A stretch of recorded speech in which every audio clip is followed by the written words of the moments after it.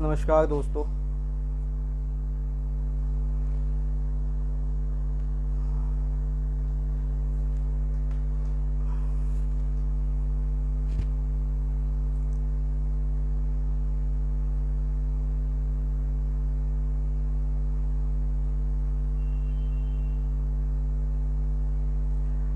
नमस्कार दोस्तों, बहुत समय बाद लाइव कर रहा हूँ, वो भी अकेले। तो जिनको मेरी आवाज़ आ रही है, कृपया हम सब करके मुझे बता दें कि मेरी आवाज़ क्लियर आप लोगों तक पहुँच रही है, मुझे भी पता चल जाएगा। गुड इवनिंग प्राशर, स्वाति जी ने ज्वाइन किया है, स्वागत है आपका। सोलंकी जी ने ज्वाइन किया है। आज हम बात करेंगे एक बहुत ट्रेंड में चल रहे मुद्दे की, जो है सोशल मीडिया बैन।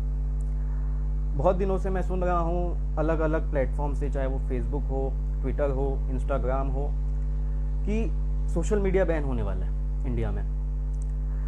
फेसबुक पे पोस्ट आ गए हैं, मेरे खुद के नोन रिलेटिव्स या एक्वेंटेंस जो हैं वो मुझे अलग अलग टोन में कह रहे हैं सोशल मीडिया बैन होने वाला है। कुछ लोग दुख में कहते हैं कि सोशल मीडिया बैन हो जाएगा, कुछ लोग शौक में पूछ रहे हैं क्या सोशल मीडिया बैन हो जाएगा, कुछ लोग क्रोध में बोल रहे हैं कि भारत में सोशल मीडिया भी बैन हो जाएगा।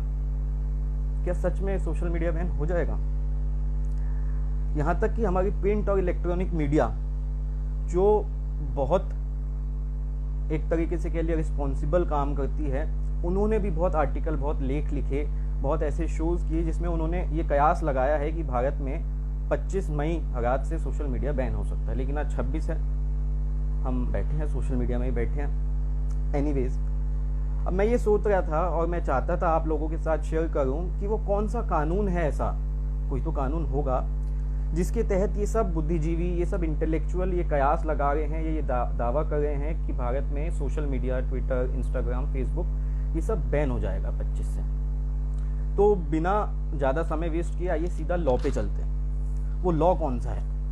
वो लॉ है information technology intermediary guidelines and digital media ethics code rule 2021। ये रूल 25 फरवरी 2021 को गैजेट नोटिफिकेशन में आया और 25 फरवरी से मान लीजिए ये लागू हुआ इंडिया में। अब इस लॉ में मैं आगे जाऊं, जो इसका कंटेंशियस पार्ट है उस पर जाऊं, उससे पहले मैं इस लॉ का सिर्फ थोड़ा सा पर्पस और इस लॉ की 2 डेफिनेशन आपको बता देता हूं, जिसका मैं आगे चल के इस्तेमाल करूंगा। पहली डेफिनेशन है इंटरमीडियरी। What is intermediary? इस लॉ के टाइटल में ही है इंटरमीडियरी। इंटरमीडियरी इंटरनेट का कोई भी वो प्लेटफॉर्म है जिस प्लेटफॉर्म से एक व्यक्ति एक या एक से ज़्यादा व्यक्तियों से कनेक्ट कर सकता है। जैसे अभी इंस्टाग्राम से मैं कनेक्ट हुआ, मैं आप सबके साथ कनेक्टेड हूँ। और या कोई ऐसा इंटरनेट का प्लेटफॉर्म जो आपको एक अपनी सर्विस प्रोवाइड करवाने के लिए स्पेस देता है, जैसे अमेजन, ईबे, फ्लिपकार्ट, ये सब। तो कोई इंटरमीडियरी वो है जो इंटरनेट में एक ब्रिज की तरह काम करता है 2 या 2 से ज़्यादा लोगों के बीच में। अब चाहे वो इन्फॉर्मेशन प्रोवाइड करवाने के लिए हो, सर्विस प्रोवाइड करवाने के लिए हो, फाइनेंशियल मैटर्स के लिए हो। तो इंटरमीडियरी लेमैन लैंग्वेज में, आम भाषा में इसको कहेंगे।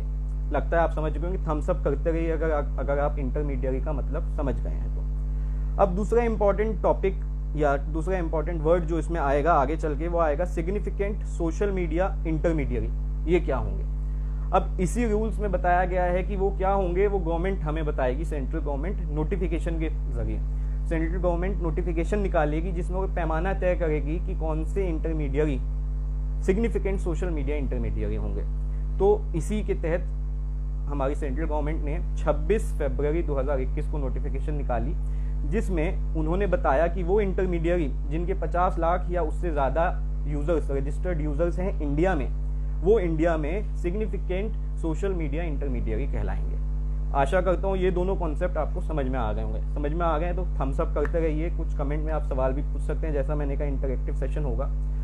तो ये 2 शब्द आप समझ गए। अब समझते हैं इस लॉ का पर्पस क्या है, क्यों इन रूल्स को बनाया गया, क्यों इन्हें लागू किया गया। तो इन रूल को सबसे पहले लागू करने का पर्पस ये था कि ड्यू डिलीजेंस, ये जो इंटरमीडियरी है ये ड्यू डिलीजेंस को फॉलो करें और इन इंटरमीडियरी को बताया जा सके कि ड्यू डिलीजेंस होती क्या है। मैं आपको एक छोटा सा किस्सा बताता हूँ। डीपीएस सेक्स स्कैंडल, सबने सुना होगा डीपीएस सेक्स स्कैंडल के बारे में। तो ये असली केस है। वो उसकी जो टेप थी वो पब्लिक हो गई, वो एक ऐसे ही इंटरमीडियरी में पब्लिक हो गई। अब जब वो पब्लिक हो गई तो केस पुलिस में गया, पुलिस से कोर्ट में गया, तो कोर्ट में लोगों ने कोर्ट में जो इंटरमीडियरी था उन्होंने कहा कि मैं तो 79 section 79 1 of information technology act के तहत प्रोटेक्टेड हूँ, मतलब कि मैं उस एक्ट के इस सेक्शन के तहत 79 1 के तहत मुझे किसी भी थर्ड पार्टी की इंफॉर्मेशन जो मेरे प्लेटफॉर्म पे थर्ड पार्टी डाल रही है उसके लिए मैं लायबल नहीं हो सकता हूँ। तो कोर्ट ने डिसाइड किया कि हाँ सही बात है, इंटरमीडियरी यदि ड्यू डिलीजेंस, ये बस ये वर्ड यूज किया, ड्यू डिलीजेंस अगर करता है तो वो लायबल नहीं होगा। अब ये बड़ा वेग टर्म हो गया, व्हाट इज ड्यू डिलीजेंस। अब ड्यू डिलीजेंस यहाँ पे डिटेल में डिफाइन कर दी इस रूल में। पहला पर्पस इसका ये था। दूसरा पर्पस इसका ये था ग्रीवांस रिड्रेसल मैकेनिज्म बनाना इन इंटरमीडियरी को खुद का। वो कैसे फायदा करेगा? मेरे पास कुछ दिनों पहले एक पेरेंट आए थे, उनकी बच्ची है 18 से छोटी है, माइनर है, तो उस बच्ची का फोटो कुछ लोग इस्तेमाल कर रहे थे सोशल मीडिया में बिना उससे पूछे। मॉर्फ भी हो सकता है या वो जनरल फोटो भी हो सकता है। एक अकाउंट बना लिया, तो वो लोग मुझसे पूछ रहे थे हम क्या करें।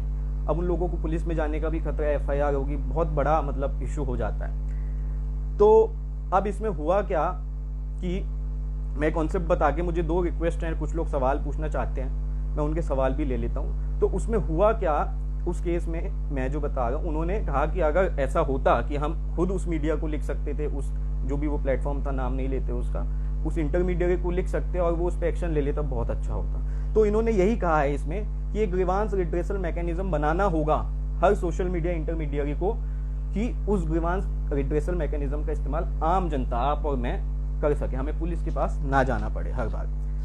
तो अब इसमें जो कंटेंशियस 2 लॉ हैं इस रूल्स में, इस रूल में टोटल 19 रूल हैं, इस एक पूरे लॉ में 19 रूल्स में से 2 रूल्स हैं जो सबसे इंपॉर्टेंट हैं, कंटेंशियस हैं, जो हमारे इस टॉपिक से संबंधित हैं। वहां जाने से पहले सवाल ले लेते हैं। 2 लोग हैं, देखते हैं कौन कौन है हमारे साथ। रिक्वेस्ट है मनमोहन जी की, वो सवाल पूछ रहे हैं। एक सवाल कुणाल जी ने भी पूछा है, WhatsApp has filed a case with high court against government digital media rules today, what is that about, please इसका भी बताना। वो भी बताएंगे, वो भी आगे इसमें है ऑलरेडी। मनमोहन जी नमस्कार, कैसे हैं आप? I am fine. आपकी आवाज मुझे नहीं, ये आप बोलिए, आपका सवाल बताइए सर। हाँ जी बताइए। एक जस्ट मिनट।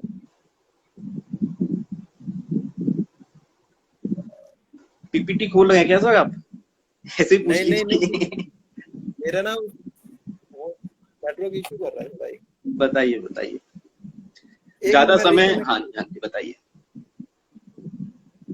मेरा ये इशू है, मेरे मतलब कंसर्न है कि जैसे अब आप बोल रहे थे हम अपना किसी को कोई प्रॉब्लम हो, जैसे कि अभी आप एक एग्जांपल दिया, तो इन फ्यूचर जैसे कोई ऐसे होंगे कि जो बेवजह जाके बोलते हैं कि हम मुझे ऐसे इशू है और मेरा ये कंटेंट हटाओ या जो भी मेरे बैन करो, मतलब अच्छा, वो कंटेंट, अच्छा, स्पेसिफिक कंटेंट, तो वो कैसे आइडेंटिफाई कर पाएंगे कि हाँ वो ये बहुत आसान है सर। जैसे मैं माफी चाहूंगा, समय की भी कमी है, मैं सवाल शायद आपका समझ गया। आपका सवाल ये है कि मेरी आवाज आ रही है आपको ना साफ? हाँ, तो मैं आपका सवाल ये है कि कोई अगर झूठे आरोप लगाता है कि माननीय मनमोहन जी ने मेरी फोटो इस्तेमाल किया है, मेरे अगेंस्ट डिफेमेटरी केस डाला है, तो उनको कैसे आइडेंटिफाई किया जाएगा, यही आपका सवाल है शायद? तो बस, तो आप एग्जिट कर सकते हैं, आप चाहें तो हम कंटिन्यू करते हैं सवाल के साथ। तो इस सवाल का जवाब आपको ऐसे मिल जाएगा कि जब आपने कहा, मानिए फेसबुक को कहा कि मनमोहन जी, फेसबुक के पास आपका सारा डेटा है, फेसबुक उस डेटा में देख लेगा मनमोहन जी ने डिफेमेटरी कमेंट डाला, पोर्नोग्राफिक पोस्ट डाला है कि नहीं डाला। ये बहुत इतना कोई टेक्निकल इशू नहीं है, इसमें फेक करने के चांसेस काफी कम है। अगला सवाल लेने से पहले थोड़ा आगे बढ़ते हैं, समय की भी सीमा है, समय वैसे भी ज्यादा हो गया। आशा करता हूँ आप सब खाना खा के बैठे होंगे या खाना खा रहे होंगे शायद देखते हुए। एनीवेज, अब इसके जो 2 कंटेंशियस लॉ हैं, मेरी आवाज आ गई तो थम्स अप कर दीजिए। वीडियो का जाती है, कोई ऐड होता है, कोई जाता है, तो कभी कभी फ्लक्चुएशन आ जाती है नेटवर्क में, तो थम्स अप करते रहिए अगर आपको वीडियो मेरी ऑडियो आ रही है तो पहला है रूल 4 ऑफ दिस लॉ। वो रूल 4 क्या है? I will read out it for you, then I will let you know, समझाऊंगा वो है क्या। ये है additional due diligence to be observed by significant social media intermediaries. मतलब एडिशनल कुछ जनरल इन्होंने डिलीजेंस दी है, वो क्या है? जैसे कि सारी सोशल जो भी इंटरमीडिएट सब, चाहे वो सिग्निफिकेंट हो, चाहे वो नॉर्मल हो, चाहे वो सोशल मीडिया हो, उन सब इंटरमीडिएट्स को अपनी वेबसाइट पे, अपने ऐप पे अपनी प्राइवेसी पॉलिसी देनी होगी। यूजर एग्रीमेंट जो है वो उन्हें पब्लिश करना होगा वेबसाइट पे, ताकि आप कभी भी उसको एक्सेस कर सकते हैं। और टर्म्स एंड कंडीशन जो हैं वो भी उनको बतानी होगी।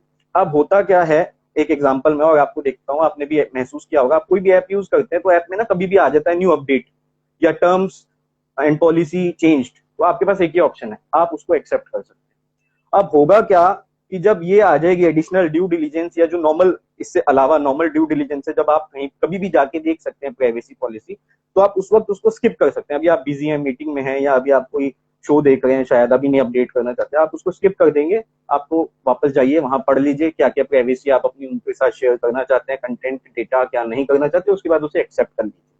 तो ये नॉर्मल है, ये सब चीजें सबको करनी है। लेकिन इसके अलावा और ऐसी बहुत सी चीजें हैं, समय की सीमा है इसलिए मैं सब नहीं बता रहा, सीधा मुद्दे पे आना चाहता हूँ। ये तो सब करेंगे, लेकिन जो ये सिग्निफिकेंट सोशल मीडिया इंटरमीडिएट है, इनके लिए स्पेशल प्रावधान किए गए हैं इसमें।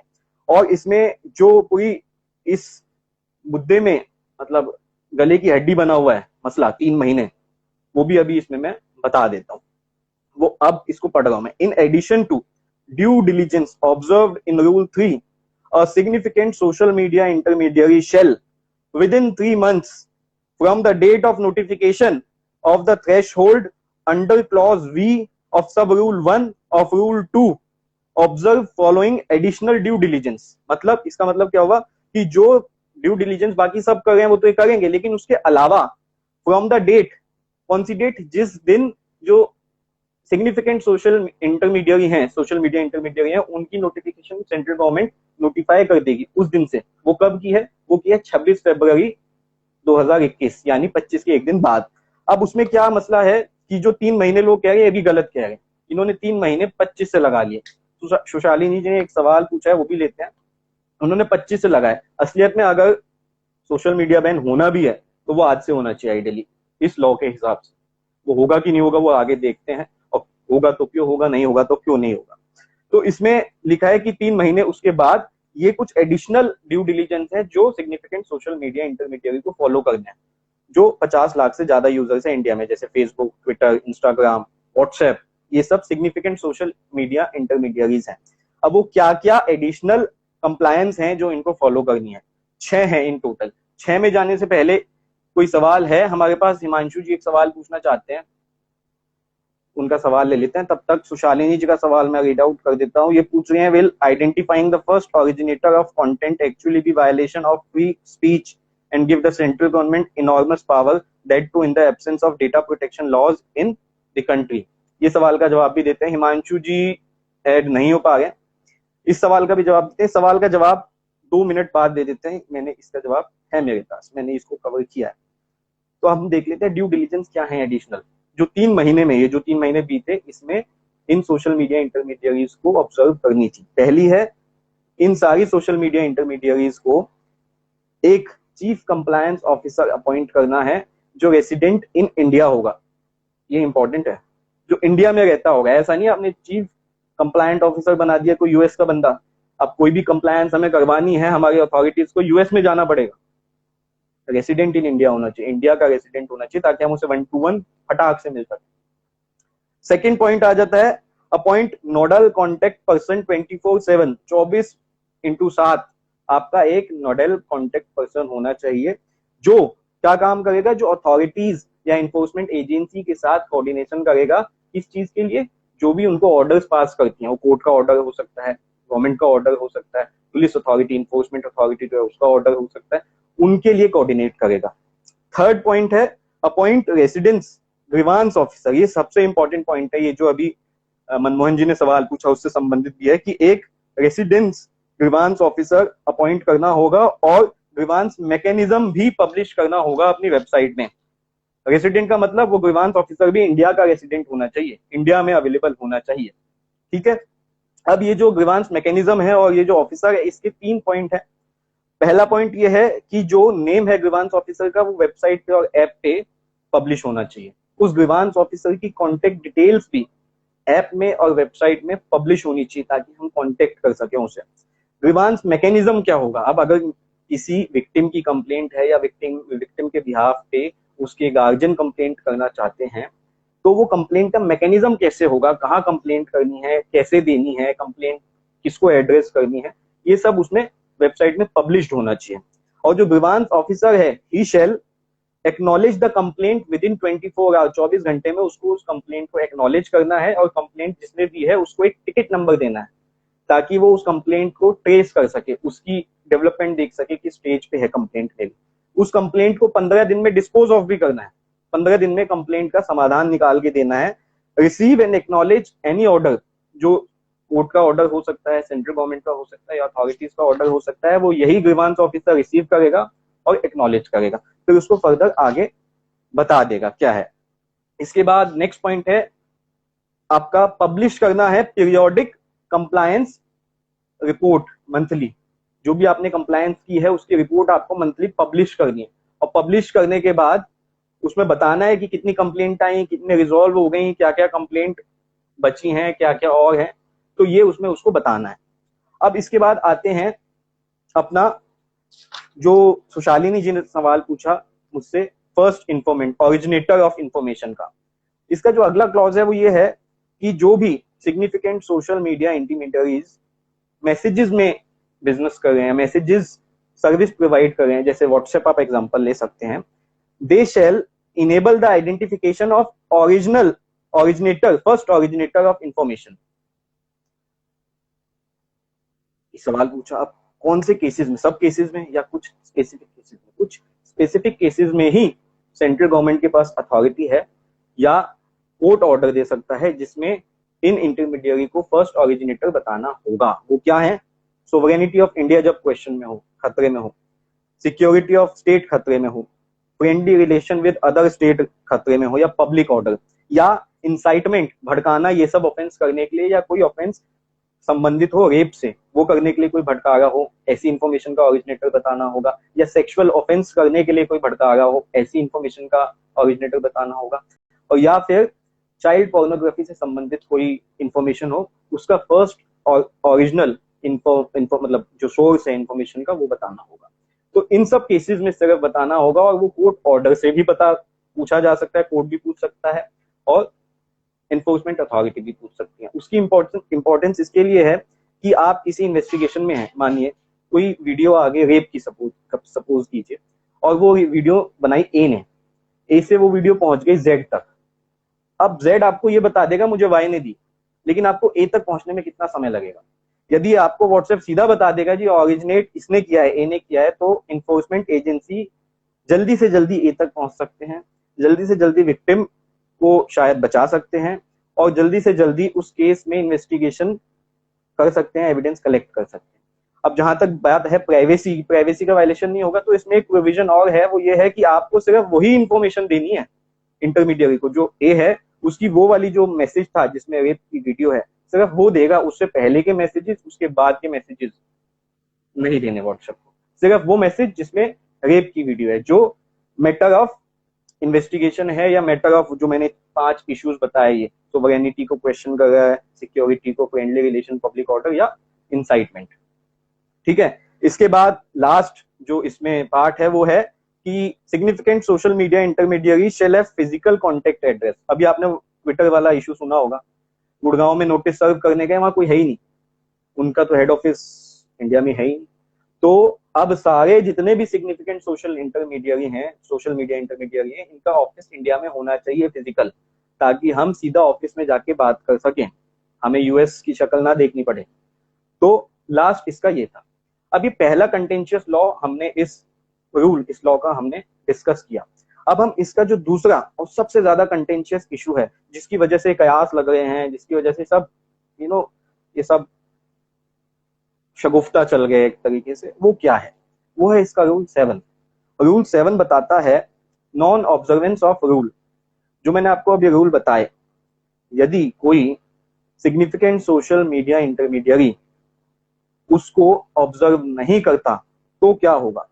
यदि ये प्लेटफॉर्म इन रूल्स को ऑब्जर्व नहीं करते तो इन इंटरमीडियरीज को इंफॉर्मेशन टेक्नोलॉजी एक्ट सेक्शन 79(1) जो मैंने अभी आपको बताया, उसके तहत जो एग्जेम्पशन या प्रोटेक्शन मिली है वो प्रोटेक्शन या एग्जेम्पशन खत्म हो जाएगा, एवं वो सारे सोशल मीडिया इंटरमीडियरीज उनके प्लेटफॉर्म पे शेयर किए गए कंटेंट, चाहे वो थर्ड पार्टी ने शेयर किया हो, उसके लिए Indian penal code, IT act और भारत में लागू अन्य लॉ के तहत सीधे सीधे लायबल हो जाएंगे। मतलब यदि इन 3 महीनों में फेसबुक ने इन कंडीशंस को, इन प्रोविजन को कंप्लाई नहीं किया, ऑब्जर्व नहीं किया, ड्यू डिलिजेंस की जो क्लॉज बताए हैं, तो अगर कोई भी आप, मैं, कोई भी थर्ड पार्टी यूजर जो है फेसबुक का वहां पे कुछ डिफामेटरी डालता है या कोई भी ऐसी एक्ट करता है देश के खिलाफ, तो हम सीधा सीधा फेसबुक के अगेंस्ट केस कर सकते हैं, क्रिमिनल, चाहे वो सिविल हो, चाहे वो फाइनेंशियल, अगर प्लेटफॉर्म है इंटरमीडियरी तो फाइनेंशियल सूट हो, डैमेजेस हो, आप सीधा इनसे मांग सकते हैं। ये समझ लीजिए सबसे इंपॉर्टेंट चीज। मैंने पूरा एक्ट पढ़ लिया, कम से कम 16 पेज का, नॉट एक्ट सॉरी, ये रूल्स हैं 16 पेजेस के। पूरे रूल में आपको कहीं पे भी बैन वर्ड नहीं मिलेगा। Control plus shift, control plus F करके ढूंढ लीजिए आप बैन डालिए, आपको पूरे लॉ में बैन, रिस्ट्रिक्ट या इनका कोई सिनोनिम वर्ड नहीं मिलेगा, कहीं नहीं है। सिर्फ ये है कि ये लायबल हो जाएंगे criminal, civil and other actions के लिए।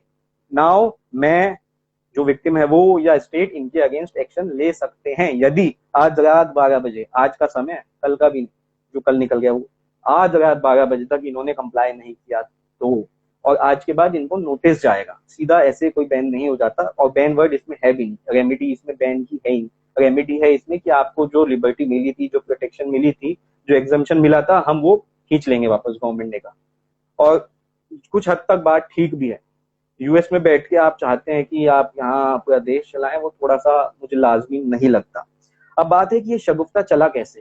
कंक्लूड कर रहा हूँ वीडियो, ये मेरी ऑब्जर्वेशन है। शगुफ्ता ये जो न्यूज चली, फेक न्यूज, ये क्यों चली।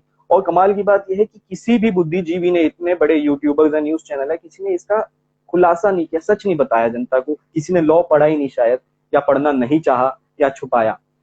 क्योंकि एक नैरेटिव चल रहा था, मैंने देखा बहुत से लोगों का, कि भारत में अभिव्यक्ति की आजादी तो खत्म समझो, भारत देश रहने जैसा बचा ही नहीं।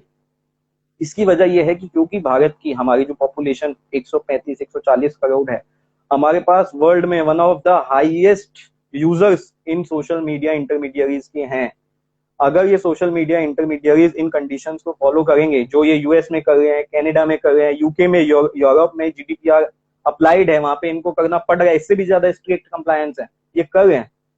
ये लोग यहाँ पे एक नैरेटिव सेट करना चाहते हैं, इंडिया को बदनाम करना चाहते हैं, और कुछ नहीं है कि इंडिया में तो अभिव्यक्ति की आजादी नहीं है, इससे ताकि गवर्नमेंट पे प्रेशर बने, गवर्नमेंट इनको कंप्लाई करने के लिए प्रेशराइज ना करे, जितना मुझे समझ में आता है। बाकी पूरा लॉ मैंने पढ़ लिया। आप में से किसी को चाहिए नोटिफिकेशन, जो 25 तारीख की है, वो नेट पे अवेलेबल है।